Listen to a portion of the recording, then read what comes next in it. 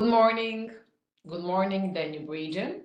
Good morning, fellow Danubians, and hello from sunny Budapest. Welcome to our thematic seminar, Labor Markets and Access to Quality Employment. I'm very happy to have here Stephen Halligan, our coordinator and expert for the social topics in the Danube region program. Hello, Steve. Hello, Mariana. Thank you. First of all, let me tell you that you can post your questions in chat section, and when Steve finishes the presentation, he will reply to them. I kindly ask you and friendly advise you to focus on what Steve has to say, because he is going to share many important things. This recording, as well as the presentation, will be uploaded on our website. So thank you all, and Steve, the floor is all yours. Thank you. Thank you, Mariana. Good morning all, and welcome to this seminar. It's looking particularly at 3.1, our specific objective on accessible, inclusive and effective labour markets. If I can, I will just share our screen.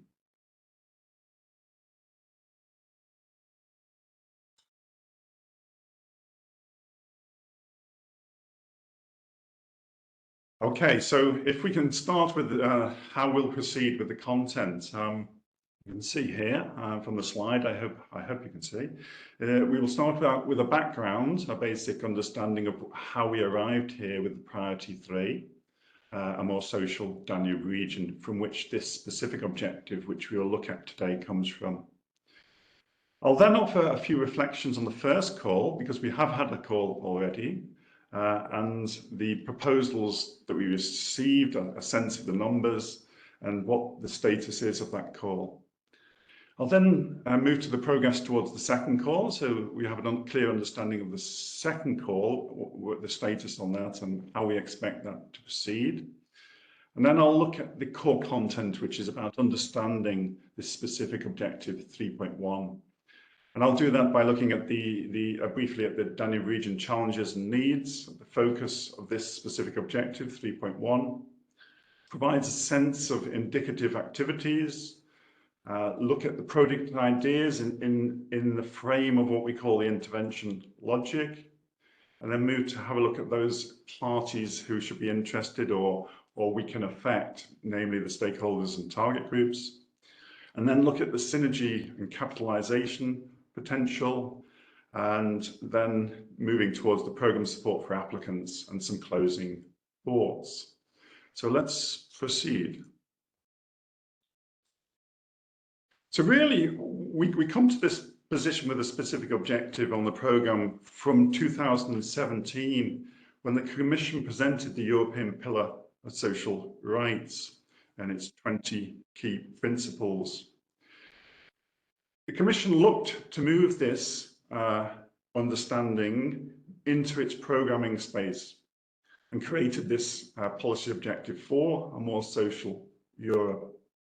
At this stage, programs, and the Interreg programs, of which we are one, could choose to take this sort of perspective, this social perspective, into their programs.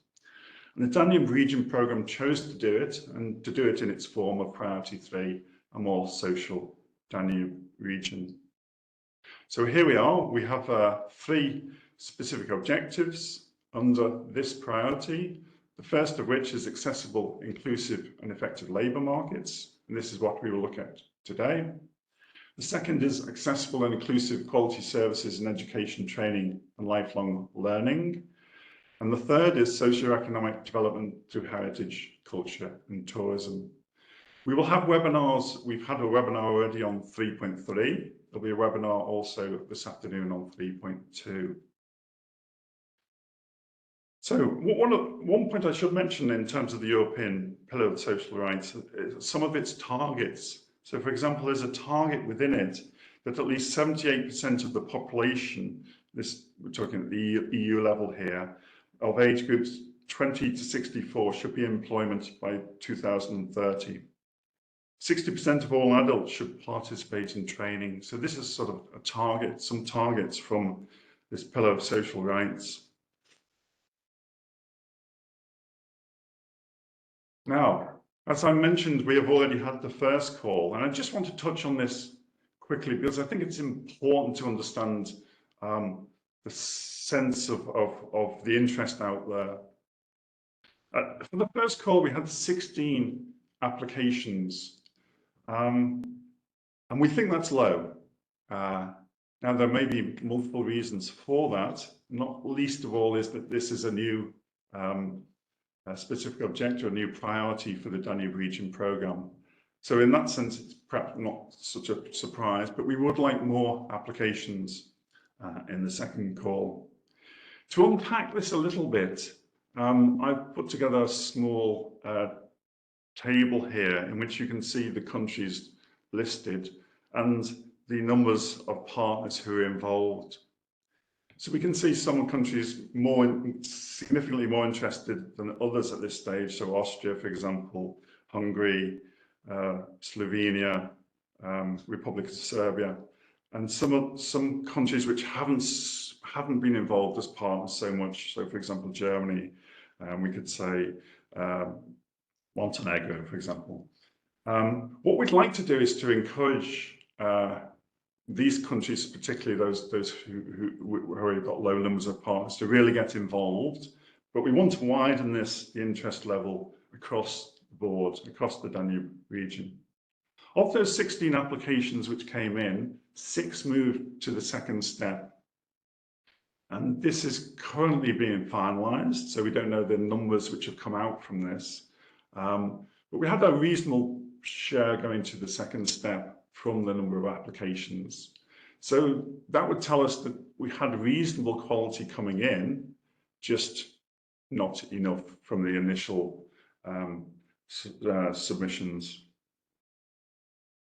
So in terms of the second call, which we're now focusing on, the opening date has been delayed slightly because we need to finalise the understandings from the first call and the funding that is freed up or not from that. The closing date is expected to be the end of March 2024, and projects starting early in 2025. The second call will be a one-step application procedure. The first call was a two-step procedure, and this one step means that there's no room for error. There's no sort of phase in which we would advise applicants towards a second step of a call. So it's very important to be very precise in this initial application. The application will be via electronic submission through a system we call GEMS. The partnership, we have an LP principle, a lead partner principle. We have a minimum of 3 finance partners from 3 countries, a minimum of 1 from the EU. Associated strategic partners can be added. They have a limited possibility of involvement, with the cost basis being accommodation and, for example, travel. The LP, the lead partner, the applicant lead partner, can be from any of the 14 countries apart from the Ukraine. This is seen to be a temporary measure because of the unfortunate circumstances at the moment. The inclusion of non-EU partners is encouraged. So we are very clear about that from the beginning. There are no overall budget restrictions, but typical projects we could say are between 1.5 million and 2.5 million. The duration of project should not exceed 36 months. And the contribution co-financing rate is of 80% with no pre-financing, which may be an issue for some partners.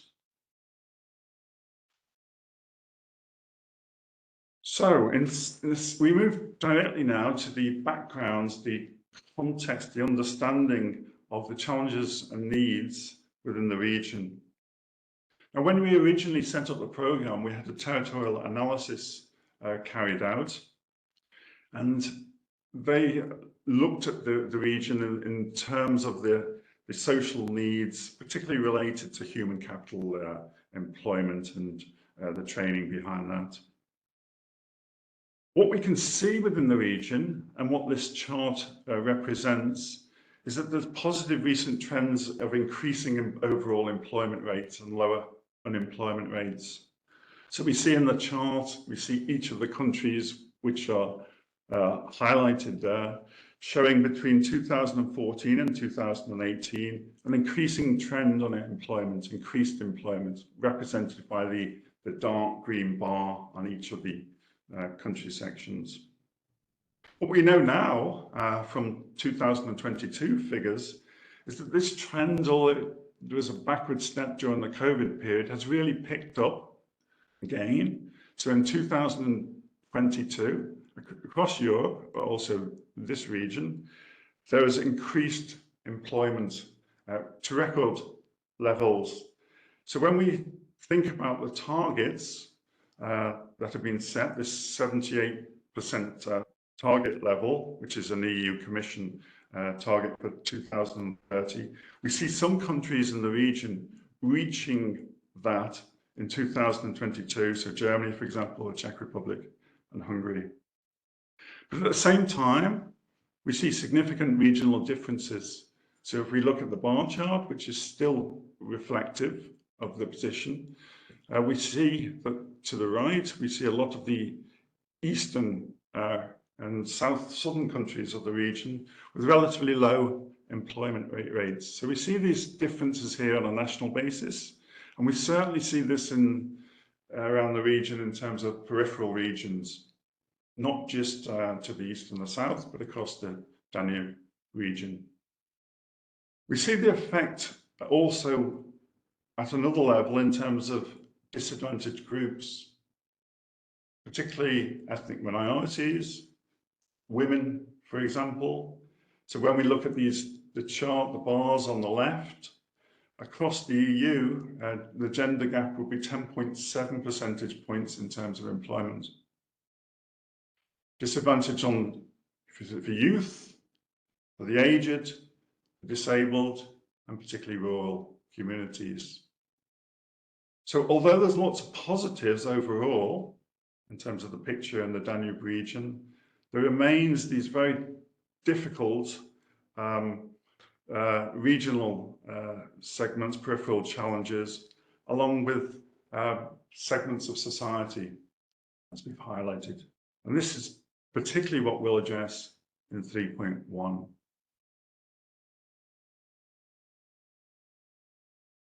We see the challenge in the region of the decline of working age populations. And we see this from a number of particular reasons. The first of which we'll look at here is migration. So we see on the map a lot of different colours there, but essentially the blue, green colours are high out migrations. We're looking at the east and the south parts of the Danube region, which are showing these colours reflecting this high out migration. And we see the red and the orange showing high in migration. So a very different picture within the Danube region, but certainly there are significant parts of the region which are losing their working age populations to migration. Second challenge is the demographic challenge. The low birth rates affecting significant parts of the region.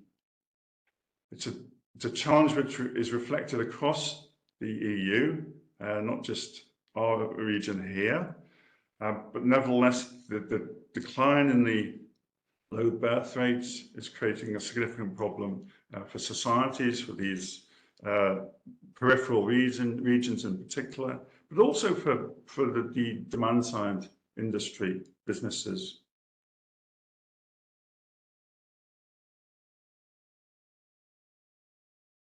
Now we know there's a lot of change which has been happening. We know there's digitalization, green transition, new ways of working which have been, I suppose, speeded up the whole process by COVID. There's social innovation, new ways of working. Organizations have the possibility to work with different organisations who are closer to particularly to some of the target groups that we mentioned.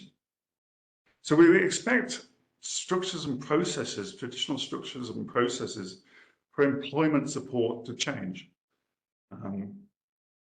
Secondly, there'll be a capacity building need in terms of knowledge and skills to reflect the change, this digitalisation, the green transition, new ways of working and social innovation. So there's a challenge to respond to this. As a programme, as a Danube region programme, when the countries got together, as the programming process went through, certain focus areas came to fruition. They were developed over a long period of time, and we'd see here the outcome for the focus areas of 3.1. First of which is this integration of vulnerable groups into the labour market. Again, particular attention, I should stress, on these peripheral regions that are displaying high proportions of these disadvantaged persons. Second focus area is retaining skilled labour and developing a more sustainable migration of educated people. And thirdly, it's about capacity building for employment support bodies. I mentioned this ability to respond to the changes. We could look at information data systems, coordination, training, and social economy, as we've listed here. I think this slide is very important for any of our calls, in the sense that any of your approaches should fit in to one or multiple of these focus areas. So this is a particular aspect which I'd like to emphasize, and one in which, when the assessors are going through their assessments, they are looking at closely, does this idea fit within one of these focus areas? Is it cross-cutting between the three? So I would emphasize that at this point. Indicative activities, we could look at activity 1 proposed here. These are not exclusive, by the way. These are, as I mentioned, indicative. So they are, shall we say, preferred list coming out of joint consultations between the countries within the programme and their bodies who are involved with this. So it's a good idea to follow these, but not necessarily exclusively so. So activity 1 is around joint coordination of policies and planning. It's aimed at integrating these disadvantaged groups that we mentioned. 2 is support for designing innovative policies and planning to retain skilled labour and a more sustainable migration of educated people. Activity 3 is creation of an information system and support for the provision of information and data about life events connected to periodic and permanent migration of workforce. Activity 4 is coordinated policies and strategies to tackle active ageing. Activity 5, around developing cooperation and innovative planning between bodies responsible for labour market integration and private sector towards enhancing the inclusion of the disabled in the labour market. It's specific there on a disadvantaged group. The 6 is around the build-up of a Danube observatory system about labour migration, its impacts on cohesion, involving public bodies responsible for monitoring and evaluation, academia, and civil society. 7 is around developing models to explore and demonstrate the effectiveness of remote working.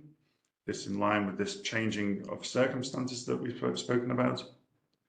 Activity 8 is around restructuring and diversification of employment by the implementation of territorially integrated action plans for employment. So these are indicative activities for you to consider as your planning approaches.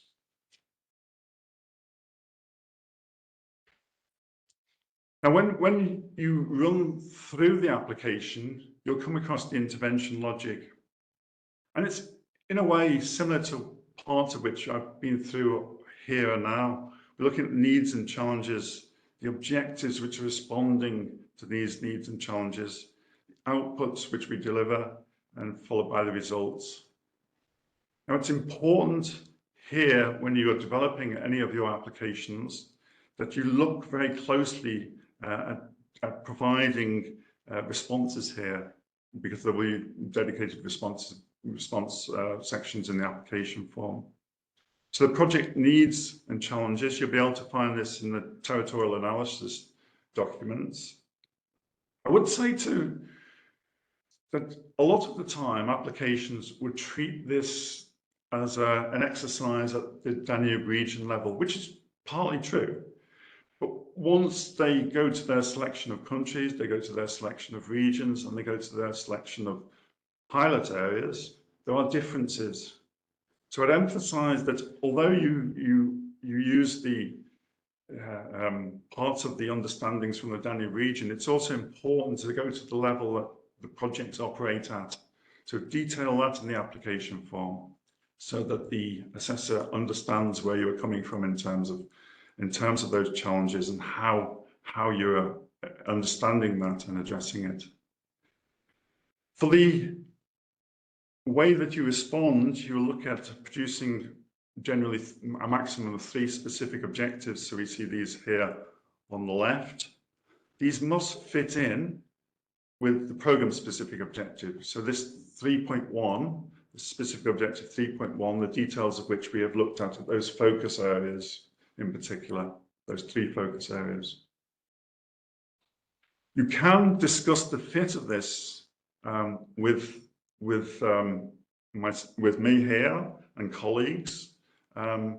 So I would recommend that you do that. We also have formal consultation possibilities as well to look at your ideas, and I think that's a useful possibility for you.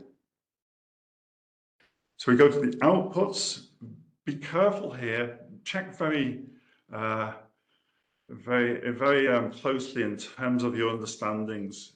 Is the strategy that you mean a strategy in the sense of a program output indicator? So sometimes we have strategy as an understanding of a series of recommendations. But this wouldn't fit the program output indicator, which is looking for more longer term planning from the output. So be very clear here. There will be a lead applicant seminar, and we'll look at this in more detail. And also there's the documentation to look at this, but make sure you really tie in with the program output indicators. Same for the project results, the program results. Many of these results now have an aspect of take-up of what next for the results. So you produce a strategy, but what next? Where is it going to be used, etc. So you have to meet that next stage sense with the program result indicators.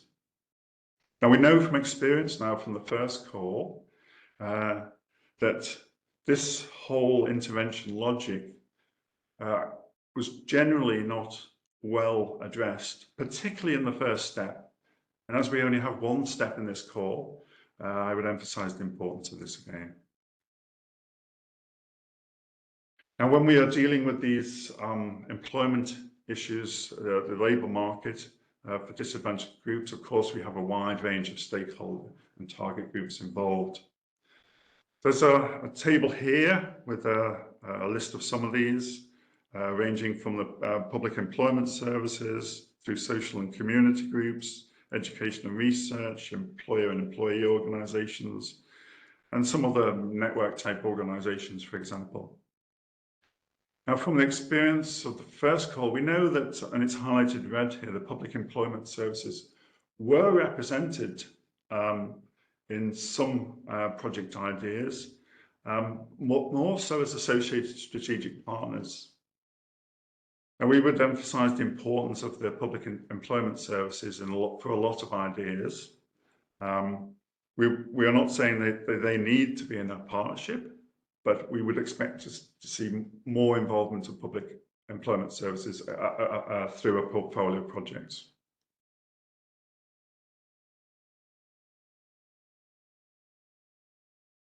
We know when we're looking at the labour market that there are many parties which are interested, as we've mentioned, with the stakeholders and target groups. There are many programs also that have a role here, and in our region particularly, the Danube Region Strategy, EUSDR, and particularly some of its priority areas, for example, priority actions, the PA9, people and skills, are particularly involved, particularly relevant for this specific objective. So we would urge you to look at what they are doing, to be in touch with them, to try to create synergy where it makes sense, and to include that within your application. So be very clear in terms of your connection. There are response sections for this, your response section to the Danube Region Strategy, and how far you take that, all the direct actions within the work plan, for example. Because other Interreg programs will have projects which can be worked with or capitalised on. ESF Plus, this is traditional ground for ESF projects. There may be possibilities, clear possibilities for synergies there and capitalisation. Erasmus Plus also, and Horizon Europe. And of course, the national, regional and local. This is sometimes overlooked, but of course, this is their bread and butter in terms of the approach towards employment and labour market influencing. So we should be considering these national, regional, local initiatives as well. And of course, there are many others. As a programme support possibility, well, we have a website here. We have specific objective and lead applicant webinars. Lead applicant webinars will be in November. I think it's the 7th and 20th of November, so two possibilities there. Please reach out for consultations with project officers for 3.1. That will be towards me. The national contact points are available. The national level events are taking place now. And as I mentioned before, the EUSDR priority areas. There's also a new, hot off the press, I would say, matchmaking understanding. I don't know if you want to say a bit about that. Yeah, thank you, Steve. That's right. We are right now in process of signing the contract with the service provider. We believe that we will set it up very soon, let's say depending on the contract signature.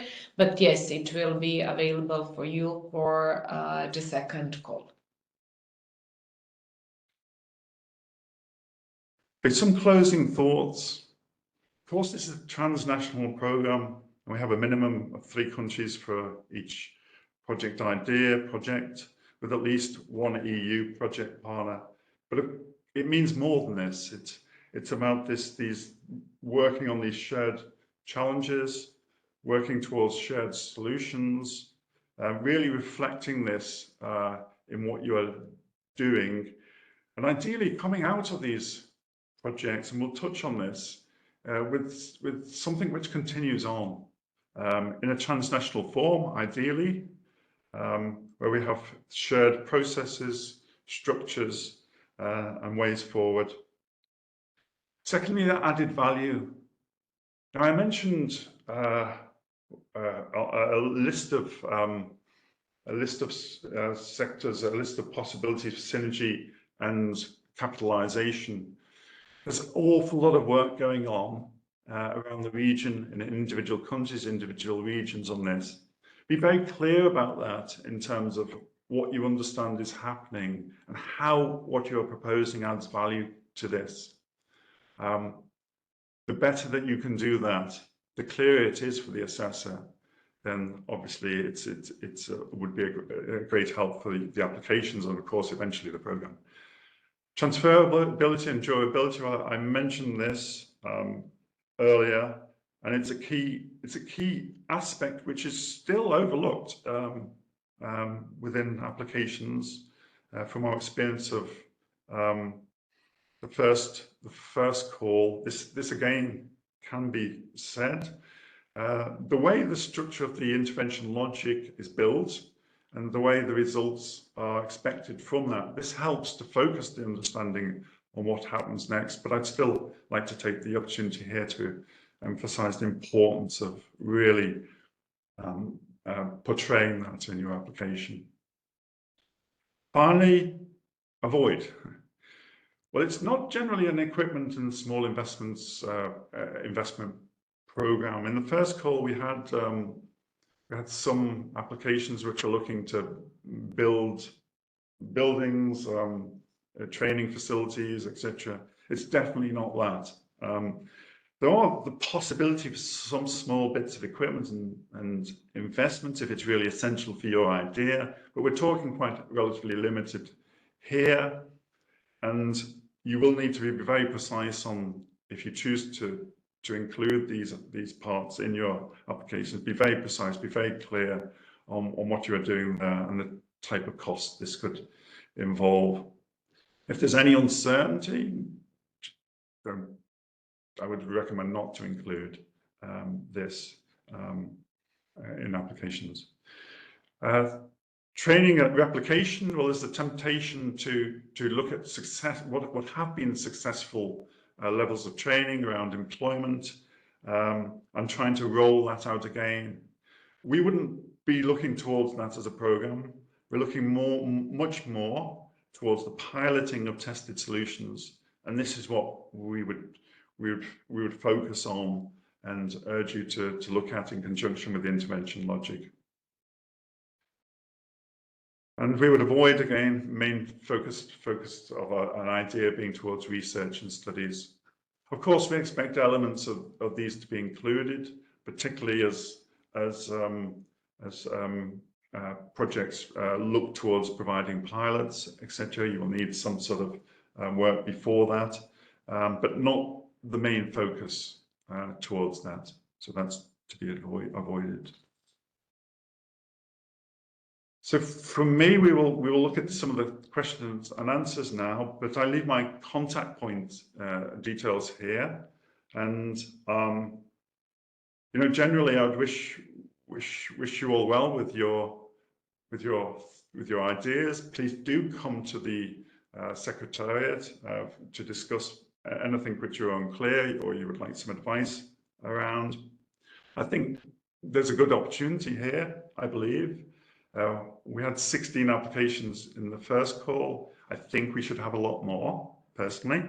Some of you would be quite happy to have a low number of applications and be part of a limited pot for consideration, but from our perspective, we would like a lot of applications. So tell your friends, tell your colleagues, and spread the word. Thank you. Thank you, Steve. Thank you very much. It was very useful, and you said many important things. I do believe that the participants took a note, and we are really looking forward to receiving your applications. As Steve said, please tell your within your professional network whoever can apply, and we are here really waiting for nice ideas that will make our Danube region more prosperous.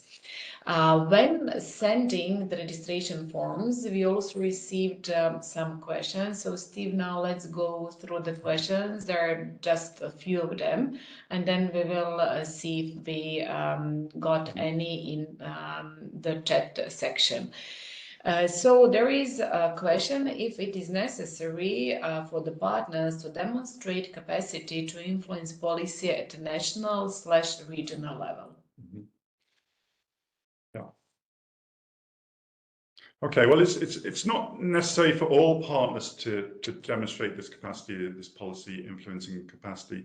We believe that a lot of our project ideas should include this policy level inclusion to help move project ideas, but also potentially to take up pilot work into policy or strategic direction into policy.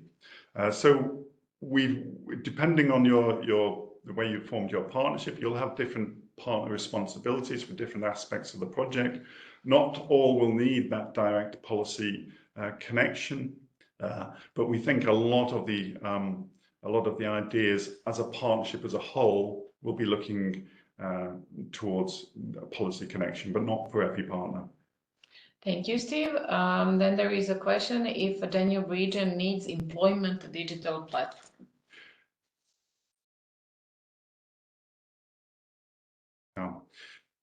It's hard to say exactly what you would mean by that, but it's quite possible that there could be a need for that, and it depends on what would be the focus area of it, and whether, for example, it links in with the EU SDR. You could see platforms at that level. So we wouldn't rule it out, but it would be very much dependent on how you would approach it, and particularly how it adds value to a lot of that work which you spoke about, which is happening already at national, regional levels. That would be an important point to demonstrate for this type of work. Thank you, Steve. Then, are there any partners already participating in DRP from Bosnia and Herzegovina? Yes, there are, but all the info will be published when the first scope of projects are approved. Yeah, I mean, we haven't any approved projects at the moment, but we are hoping to take a big step forward next week on this. All the indications are that there will be BIH partners. So we will, we won't open the bottle of champagne right now, but I think we can say yes to that. Thank you. So then there is also one question regarding the matchmaking platform. How can we find partners for our projects? We believe, as I said, that very soon this platform will be available for you. There you can post your ideas, you can search for project partners. If you're a project partner and just want to join a project idea, then you can also use it. That's it. And then can one applicant apply for 2 or more specific objectives? Yes, this is possible. There's no rule against that. So yes. Yeah, thank you, Steve. These were the questions. So now let's see the questions in the chat.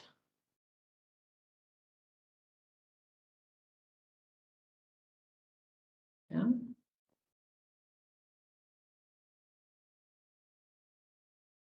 Okay, thank you very much. So let's see how many questions we have.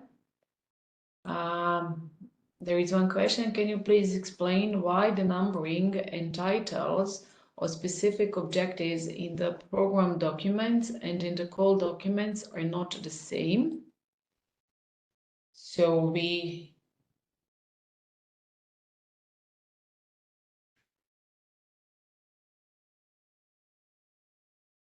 I'm not. No, is the answer? They should be the same. So we'll have to check on that. I don't know if you can guide us a little bit more on that, but they should be the same. Yeah, the numbering should be the same, and the titles of specific objectives for the website they are shortened, but in fact, yes, these are the same. The numbering is the same. And also the title of specific objectives, maybe they're shortened just for communication purposes, but they are the same. So what is in the IP and in other program documents is also reflected on the website. But as I said, these are just for easier communication purposes. They're just shortened, but in fact, yes, they reflect what is in the program documents. So this is the question. There is one more. What was the main reason that 10 applications are not selected for second round, and when will be results of first call? Yeah, I mean, there are many applications which weren't selected for the second round. There were some eligibility issues. There are also just simply that they didn't meet the threshold.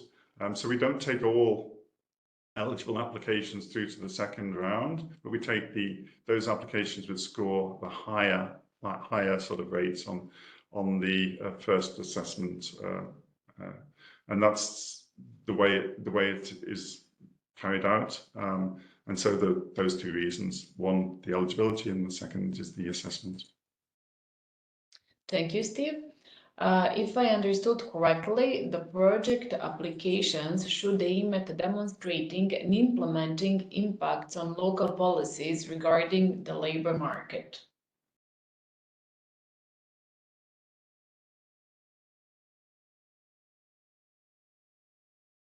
I think projects will work at different levels. Some will go to the national level, some will move to the local level, which is quite typical. And we would expect, yes, that if the idea is linked to the local employment policy, that there is some connection there. But also at the same time, we should emphasize the transnational nature of this, that really we're looking for the shared understandings, so those shared problems, and providing those solutions which are common throughout the selected part of the Danube region which you choose. So it's very much that consideration of different levels when you operate the projects. Thank you, Steve. So it seems that we don't have any other question. I would like to thank you very much. Thank you, Maria, for everything. And once again, we do invite you to spread the word, and waiting for your applications. And in the afternoon, Steve is again here, and the thematic webinar on education, training, and lifelong learning will be taking place. If you registered and yes, and you're there on the list, then see you in the afternoon. As I said, the presentation will be available on our website. Please do follow it. Whenever there is any update on the second call, it will be published, and looking forward to seeing you all again. So thank you. Thank you very much, and I have to reiterate that we're very pleased that you have attended today, and that we do hope to see you in another form at some point, and with good ideas and projects to follow. Thank you. Thank you very much.